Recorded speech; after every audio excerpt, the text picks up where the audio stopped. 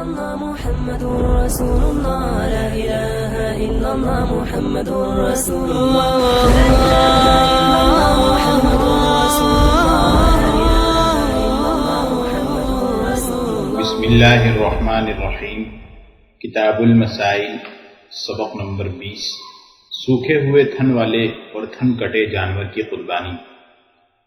بکری کے 2 تھنوں میں سے ایک تھن اگر خشک ہو جائے یا کاٹ دیا جائے تو اس کی قربانی درست نہ ہوگی، اور اگر گائے یا اونٹنی کے 2 تھن کٹ جائیں یا سوکھ جائیں تو ان کی قربانی بھی جائز نہ ہوگی. لیکن اگر گائے یا اونٹنی کے 4 تھنوں میں سے صرف ایک تھن کٹ جائے تو اس کی قربانی درست ہے. حاملہ جانور کی قربانی. گابھن جانور کی قربانی مکروہ ہے جبکہ ولادت کا وقت قریب ہو. خصی جانور کی قربانی. خصی جانور کی قربانی نہ صرف جائز بلکہ افضل اور مسنون ہے کیونکہ اس کا گوشت غیر خصی سے اچھا ہوتا ہے. خنثی جانور کی قربانی. خنثی جانور یعنی جس کے بارے میں پتہ ہی نہ چل سکے کہ وہ نر ہے یا مادہ، اس کی قربانی درست نہیں ہے.